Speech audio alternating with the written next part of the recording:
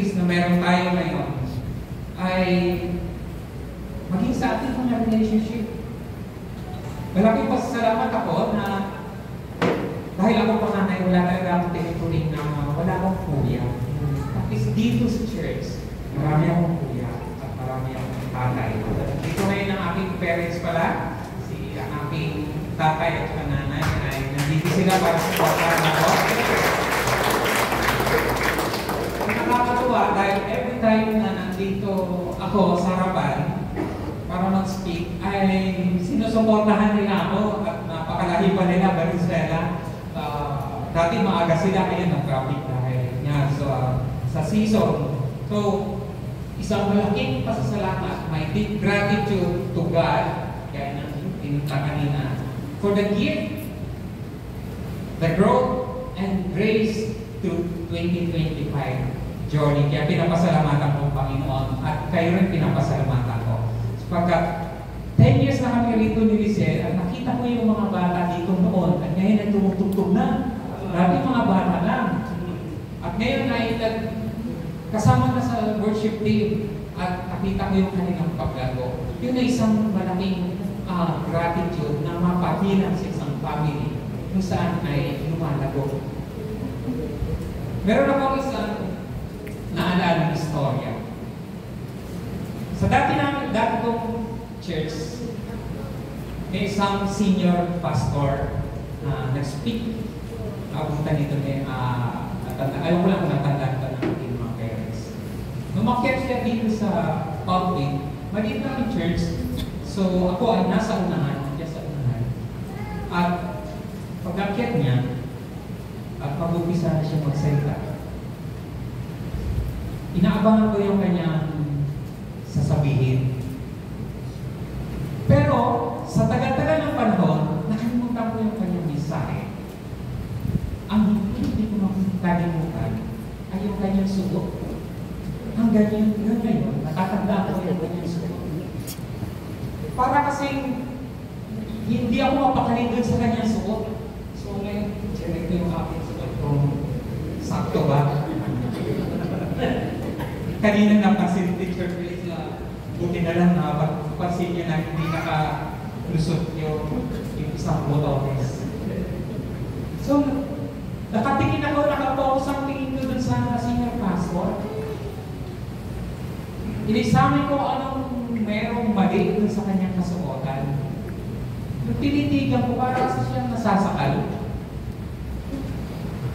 Nung tinignan ko sa bandang medyo maliit ang kanyang bibig. Napansin ko yung sariwa yung kanyang botones. May natirang isa na nakalakbas dito or siguro yung kabila yung isa. Check nyo ngayon. Nasakto ngayon. Hanggang ngayon, hindi ko makalimutan yun. Alam niyo kung bakit nagkaganon? Bakit siguro na kasi, no? Siguro sa umpisa pa lang, ay hindi niya naitugma yung unang botones doon sa ulahes.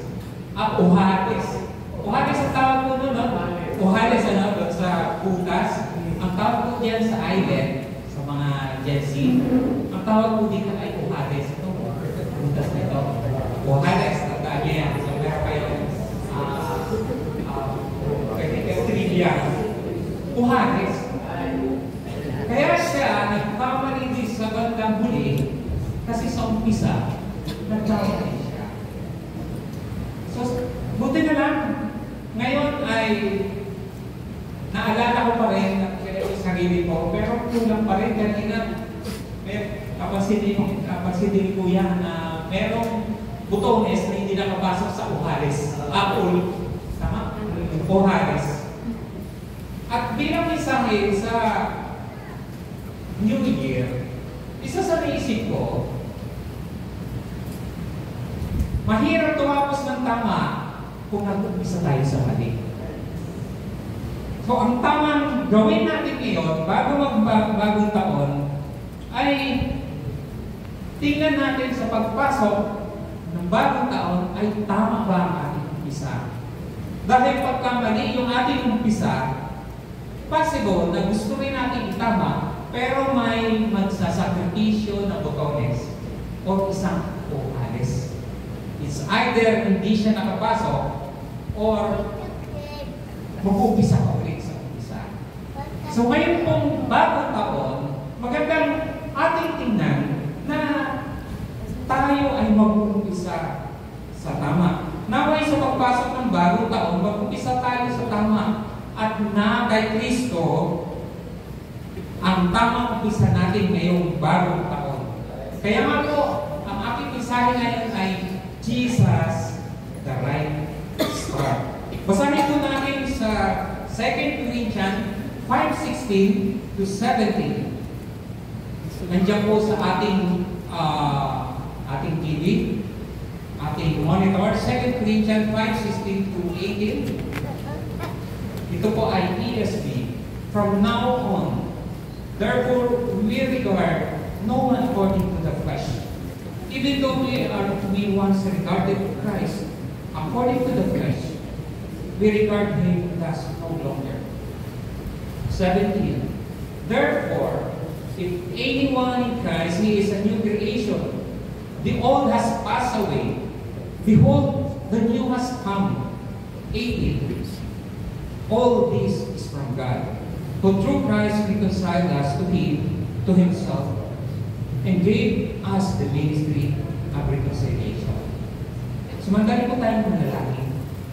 Panginoon, salamat po sa pagkakataon na ito na kami po ay sama-sama, Panginoon, na mag-aral po ng iyong mga salita. Salamat po sa pagkakataon na ito na may pagkakataon kami, Panginoon, na itama ang aming umpisa sa taong darating, Panginoon. At nilayin, Panginoon, yung mga nakaraan kung ang dapat namin itama. Kayo po ang tumulong sa amin, Panginoon, magpaunawa sa iyong mga salita. Buksan niyo po, Panginoon, ang aming puso isipan na maunawaan po namin, Panginoon. At maintindihan, Panginoon, gabay namin, Panginoon, yung mga salita sa mga susunod na taon, Panginoon. Amin pong dalangin na mulusan po kayo sa bawat isa sa mga oras na ito. Sa pangalan ni Jesus na aming tagapagligtas. Amen. Sakto na ang Christmas ay nauna kaysa sa New Year. So magandang pagkakataon ito na ang Christmas ay nakakarinig tayo ng napakaraming mensahe in preparation sa New Year. Ang Pilipino ay napakaraming tradisyon o mayaman mo tayo sa kaugalian at sa paniniwala pagdating sa New Year. Ito yung top 10 na nakita ko sa internet. May gumagawa pa ba nito? Tumatalo pag alas 12 ng midnight ng New Year. Meron pa bang tumatalo? Wala na, wala nang masyadong nabubugol. Dati meron pa napatalon din yata ako minsan. Na wala rin nangyari. Ganun din. Ang iba ay, ito nakikita ko pa sa aking mga iwas, ay yung bumibili ka ng mga prutas, wala naman kasi bibili sa kanila, ay kami na pag-uutusan. So, ayun, bibili kami ng mga bilog-bilog sa palengke. At sabi nila, ito ay preparation para magnet ng swerte. Ayun. Bakit bilog siya at symbols ng coins. At it signifies wealth. Meron pa. Kung ginagawa rin natin yung nagsusot ng polkadot. Ngayon bagong abangan ko yung mga tao. Parang pagka SCBC, itatulog siya. Parang nagkataon lang naman. So, ito maganda pa, no? Ito talagang ginagawa natin. Pero hindi natin alam. Ako hindi ko lang alam. Yung nag-iingay tayo sa bagong taon. Nag-iingay tayo sa bagong taon. Yung pala, no? Nung inalam ko, parang ginagawa pala yun, parang pantaboy sa mga masamang espiritu. Ito pala ay kagawian na noon pa.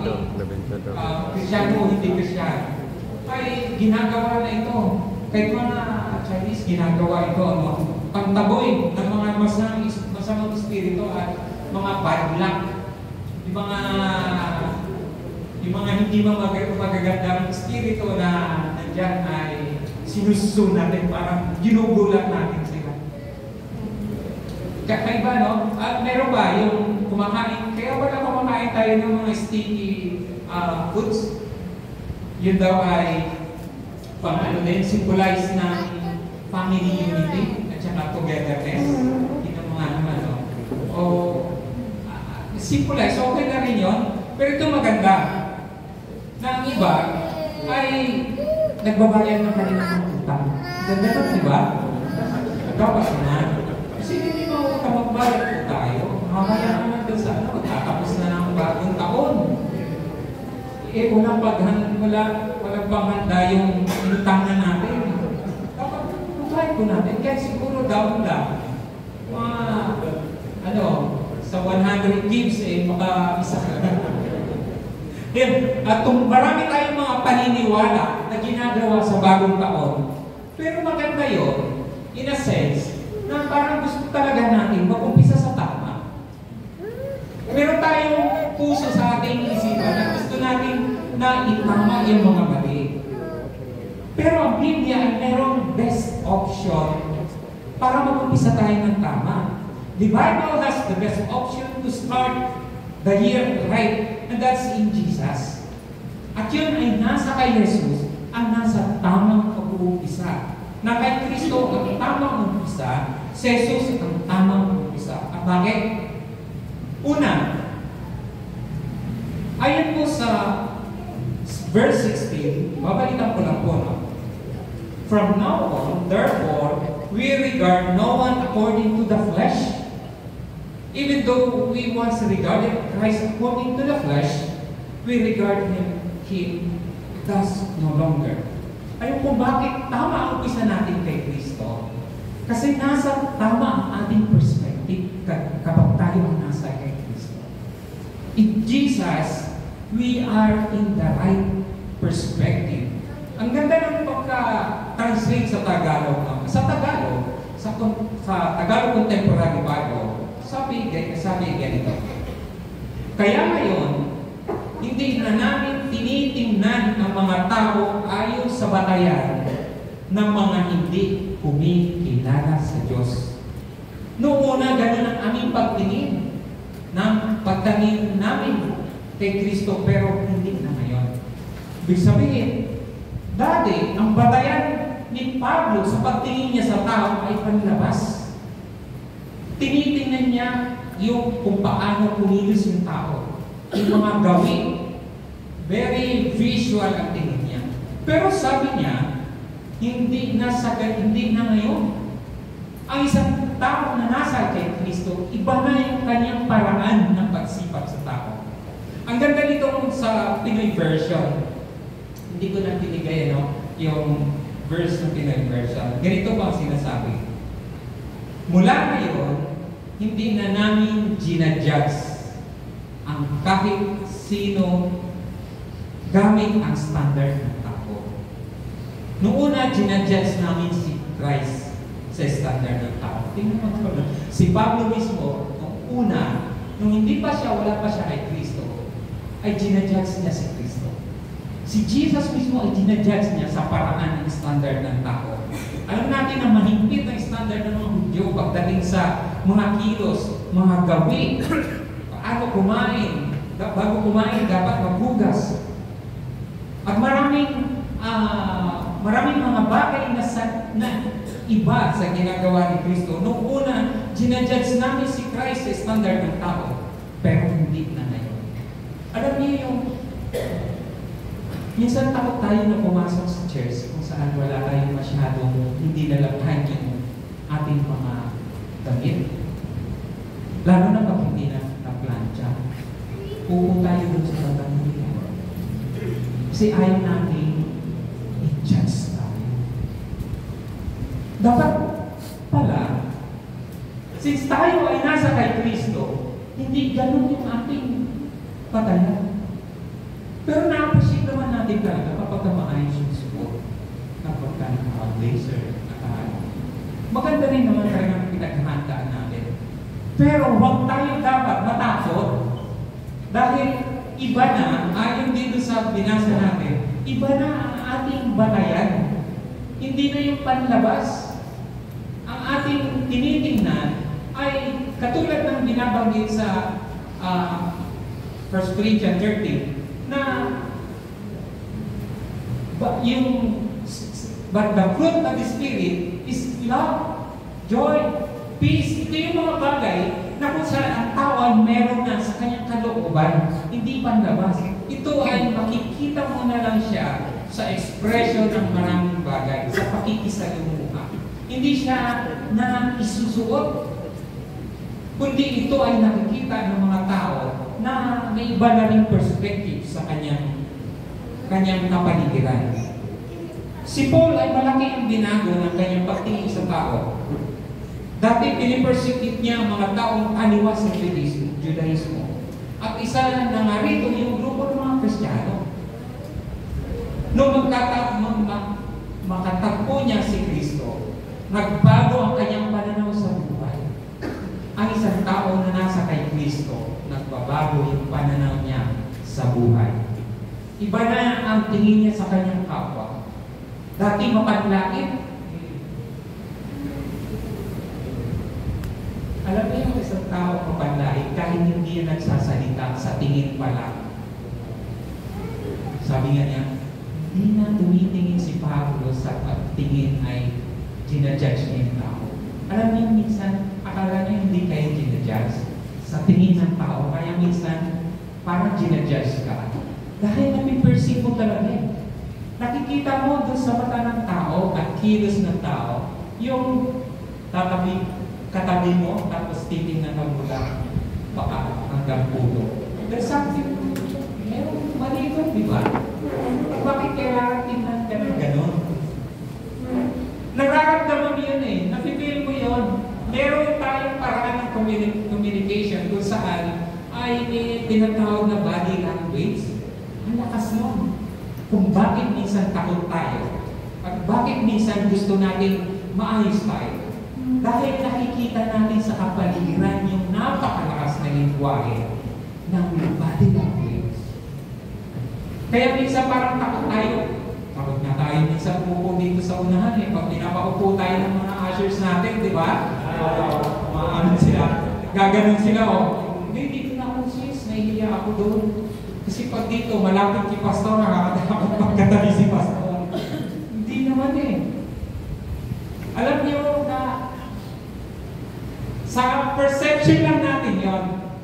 Siguro kailangan natin talaga yung magbabay kay Kristo para magbago yung ating perception na yon. Hanggat nandoon tayo sa paniniwala niyo, hindi tayo makakaalis sa ganong pagtingin. Kailangan natin maging in Christ na sinasabi. Pangalawa, kung bakit tama na mag-umpisa tayo kay Kristo. Pangalawa ay nasa tamang tao tayo. In the right person. Dalawa ito, no? Pupuntasin ko na dalawa ito. In the right person is in a sense na ang kasama natin ay si Kristo. A person. Si Kristo ay person. At tama yung person na sinamahan natin.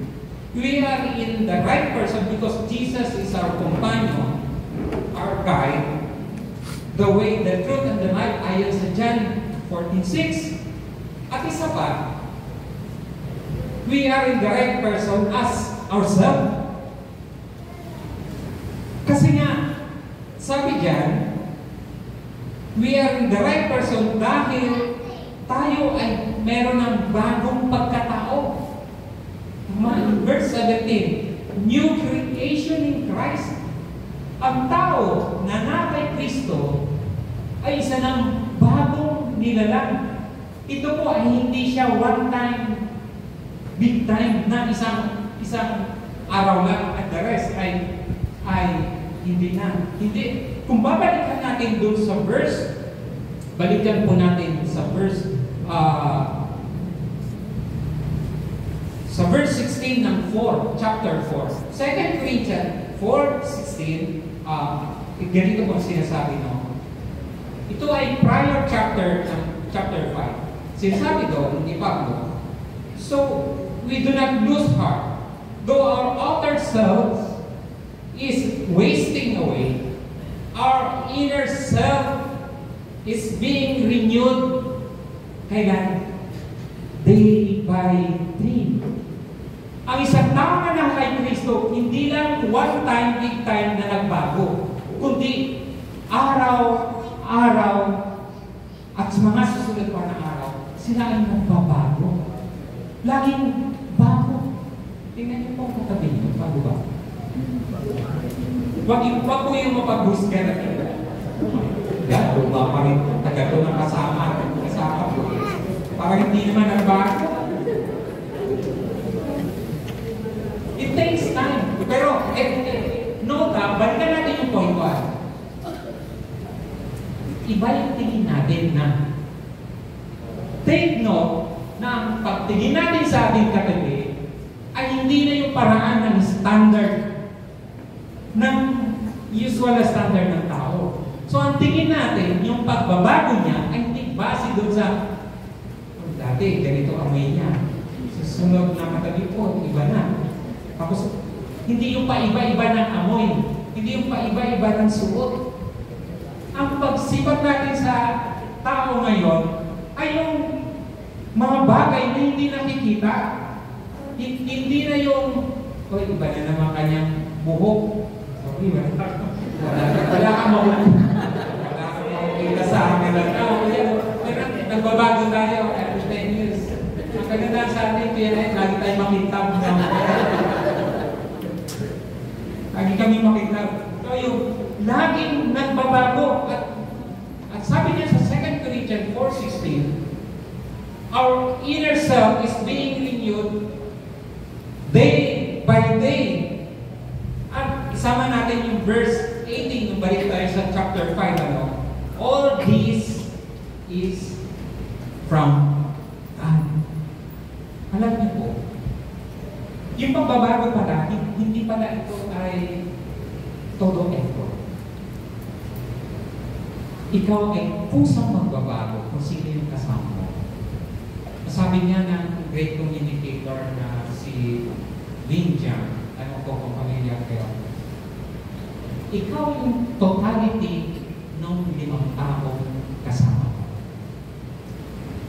Ikaw daw yung summation, yung kabuuan ng 5 taong madalas mo kasama.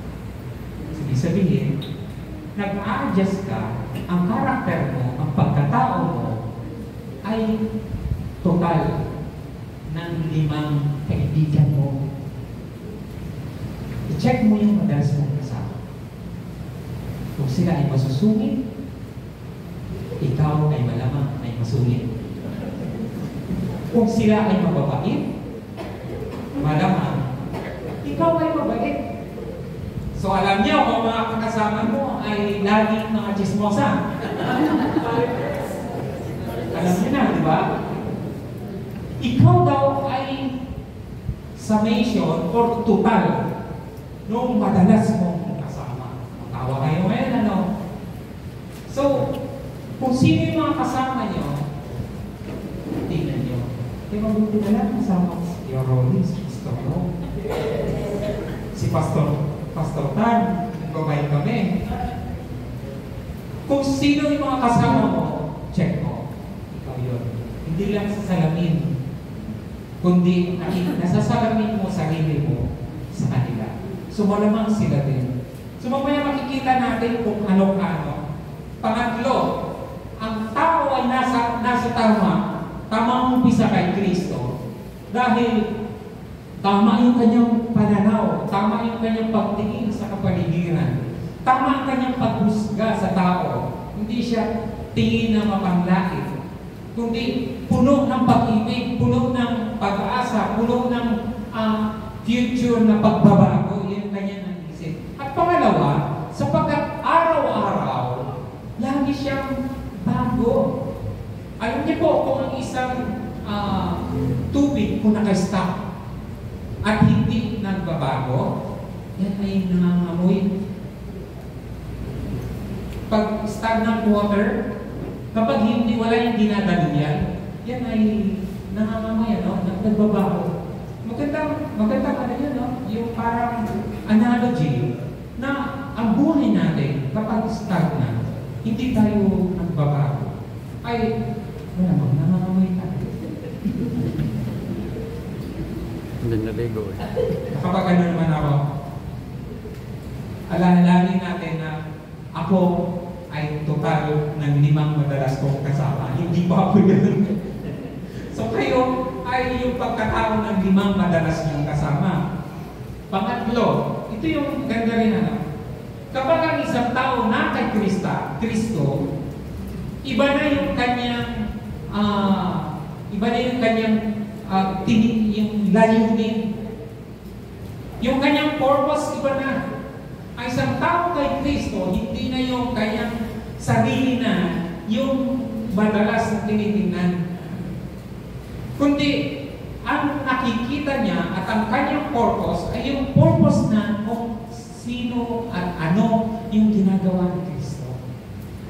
Alam niyo, pagka napasama ka sa barkada,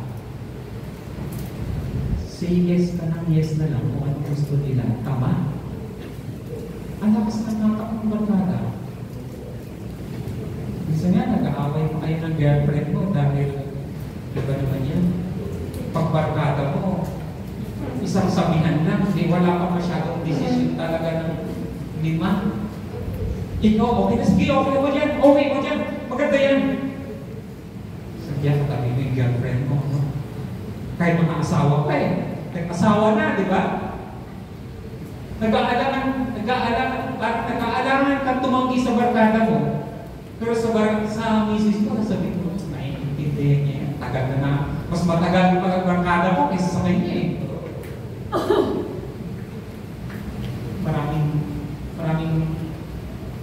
Marami yata tinatama. Sa totoo lang, tayo ay nagbabago ng purpose kapag sino yung ating kasama. At kung tayo ay nasa kay Kristo, ang ating purpose ay nag-iiba. Actually, hindi natin pinipilit yun. Ito ay dahil nandoon tayo. Malakas ang impluensya kung saan isinuko natin yung sarili natin. Ang problema lang, kung hindi natin talaga isinuko ang ating sarili sa kasama natin, ikaw pa rin yung nasusunod. Yung purpose na gusto mo, ay gusto mo pa rin. At hindi yung sumasakop sa iyo. Ginawa ng Diyos, in verse 18, ginawa ng Diyos ang lahat na ito. Sa tulong ni Christ, ito ay sa Pinoy version, Sa tulong ni Christ, naging mga kaibigan kami ng Diyos mula sa pagiging kaawan. At binigay niya sa amin ang misyon na gawing mga kaibigan din niya ang iba pang mga tao. Ito pala yung totoong mission natin. Ay yung i-reconcile yung tao sa Diyos. Yun pala yung totoong mission natin. Ang taong totoo na kay Kristo ang may tamang purpose ang buhay, ang ilapit ang ibang tao sa Diyos. Yun yung totoo pala natin mission. Kapag inilarayo ka na ng kaibigan mo sa Diyos, isa lang ang ibig sabihin. Nawawala na rin tayo sa hulog kung saan kabaligtaran sa purpose ng Diyos. At hindi yan ang galing sa Diyos. I'd like to add this verse, ito ay makikita sa Ephesians 5:8-9. Dito na naibigay ito. Kung tayo ay mahilig sa horoscope, diba ito, lahat siguro hindi dumaan sa ating buhay, hindi tumingin sa horoscope. Sino dito ang hindi nakabasa ng kanyang horoscope? Mukhang lahat tayo nahilig sa horoscope. Alam niyo kung bakit? Alam niyo kung bakit gusto natin mabasa yung horoscope? Kasi dinidescribe nito kung sino ka. At tuwan-tuwa ka kapag nakikita mo ang sarili mo na sinasabi doon yung maganda. Tama? Parang na-energize ka. Binibigay sa iyo yung parang hope. Ang problema, ang tanong ko rin sa sarili yun, saan niya nakuha yun? At sabi nila, ito ay sa alignment ng star kung saan ipinanganak ka. Pero paano? Saan nila hinugot yun? Yung mga description. Dati, binabasa ko yun sa dyaryo, di ba? Ang bawat dyaryo, hindi nawawala niya ng horoscope. Binibili pa na ng dyaryo. Bumibili pa dahil lang ito sa horoscope. Alam niyo kung ibig sabihin ng horoscope? Horo means hour. Scope means vision. So, ang ibig sabihin ng horoscope, ito ay time observer.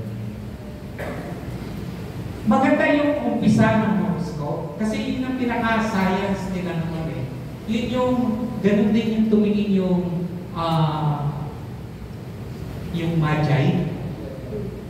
Meron silang malalim na science doon. Tayo, wala na, kalimutan, hindi na natin alam doon. So, ibig sabihin niyan, inoobserba nila lahat ng bagay base doon sa location ng stars. Hindi na natin alam yon, wala na yung kaalaman na yun. So, ang horoscope ay maganda noon. Pero ngayon, parang nagdidetermina sa ating mga ugali at yung ating magiging future. Kaya nga, parang ang horoscope, parang dahil walang nagkakabay sa tao, gusto nila na meron silang tinitingnan. So lahat tayo meron gustong tingnan. Ang tamang tingnan ay yung Biblia. Nung elementary pa ako, ewan ko kung naalala ni nanay ko ng Biblia. Meron silang tinatawag ng horoscope. Siguro sa mga Bisaya alam ito, or sa Tagalog. Meron silang tinatawag na napta. Naalala to, tama na yun, napta yun, ano? Diyan yun, tumawag si nanay. Ang napta, it determines your life. Parang doon nakasulat yung kung ano ang buhay mo. Meron pala yung sa Christian napta. Meron sila noon. At naalala ko ng high school, ng elementary ako. Na tinitingnan nila yung kanilang future, ipagkatao, base doon sa nakasulat sa Biblia. Doon merong konting mali doon dahil ang binabatayan nila yung sa Proverbs 31.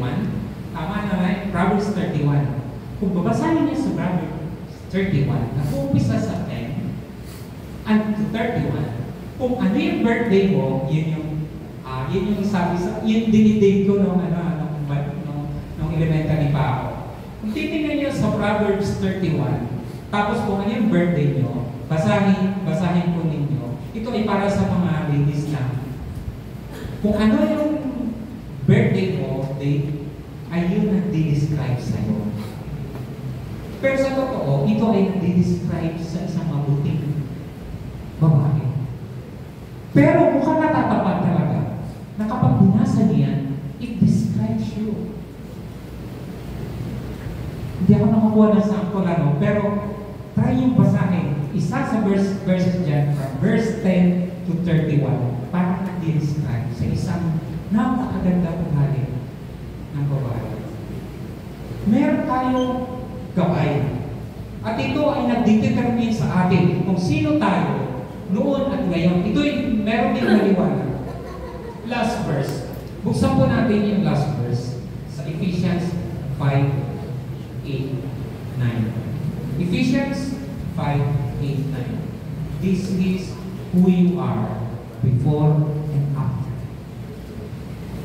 Ephesians 5:8-9. Ito ay kung sino ka noon at ngayon. Babasahin ko po. Ephesians 5:8-9 sa ESV. For at one time, you were darkness, But now, you are light in the Lord. Walk in as children of light. For the fruit of life is found in all that is good and right and true. Ulitin ko po. Ephesians 5:8-9. For at one time you were darkness, but now you are light in the Lord. Walk as children of light. For the fruit of life is found in all that is good and right and true. Masakit sa totoo lang na sabihan ka nito. Yung sabihan ka ng yung hindi niya marinig natin ng kampo ng kadiliman. Pag sinabing kampo ng kadiliman, hindi ikaw yung kadiliman. Ikaw ay kampon. Ano ba kampon? Parang alagad. Tama? Alagad na. Pero si Pablo, sinasabi niya sa Ephesians, ikaw mismo ang kadiliman mula kay Kristo. Di ba nakakatakot yun? Ang isang tao na wala kay Kristo, dala-dala niya, ay kadiliman. Ano bang gusto kung kailangan natin doon? Maniwala na sinasabi ni Pablo, dati siya nasa kadiliman mo. At nung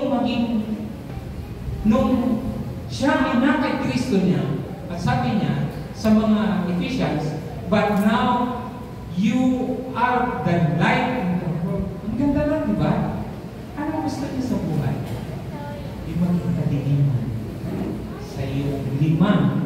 Lima kataong nag-i-influence sa iyo o maging ilaw sa 5 tao na influence sa iyo. It's your choice. But it's in Christ. Magbabago lang kung tayo ay nasa kadiliman, kung tayo ay kadiliman, liwanag, kung tayo ay nasa Kristo. Conclusion. May Christ be our guiding star. In Him we are in the right perspective, in the right person, and in the right purpose. Maybe we are good to go and ready to face the new challenges of 2025. Happy New Year po sa lahat.